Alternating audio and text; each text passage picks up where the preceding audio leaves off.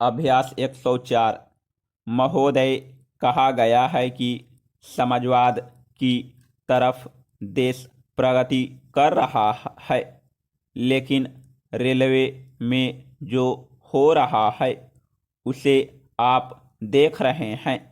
हर यात्री का जो रेल में यात्रा करता है उसका जीवन सुरक्षित नहीं है, उसके माल की कोई सुरक्षा नहीं है और घटनाएं भी जिस प्रकार रोज होती है, लूट खसोट जिस प्रकार रेलवे में होती है, उसकी तरफ कोई ध्यान नहीं गया।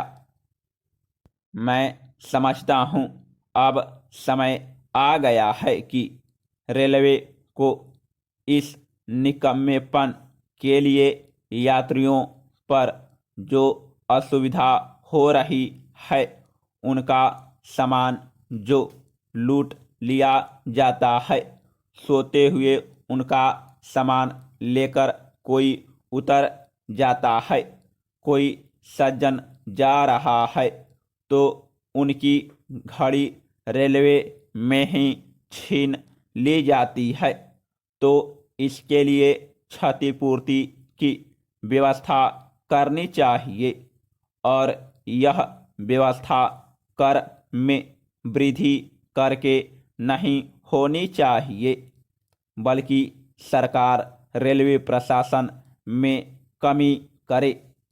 जहां धन व्यय हो रहा है उसमें बचत करे।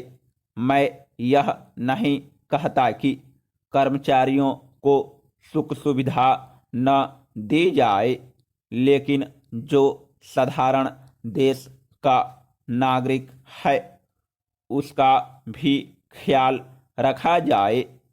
रेलवे कर्मचारियों को जितना पैसा मिलता है उनको उससे अधिक वेतन मांगने का अधिकार नहीं है। देश में करोड़ों लोग बेकार बैठे हुए हैं, आप उनको काम दीजिए। उसी तनख्वाह पर आज नवयुवक काम करने को तैयार है। आज रेलवे का कर्मचारी जो मांग करता है वह पूरी हो जाती है, उसको सुख सुविधा मिले, उसकी संतानों को रेलवे में नौकरी दी जाए।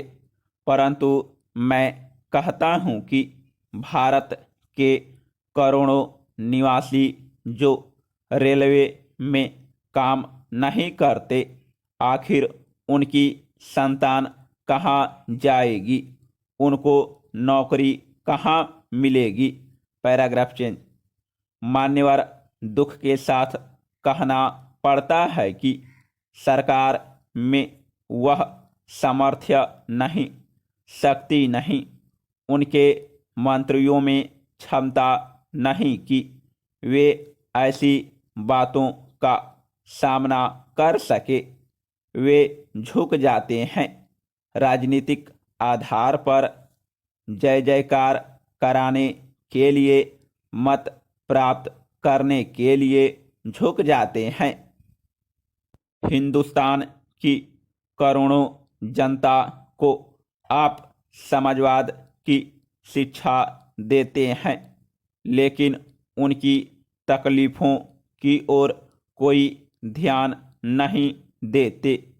रेलवे में जिस तरह से आज लोग चल रहे हैं वह आप देखते हैं, बोरों की तरह वे लदे रहते हैं, लेकिन रेलवे के मंत्री और कांग्रेस के बड़े बड़े लीडर वातानुकूलित गाड़ी से चलते हैं।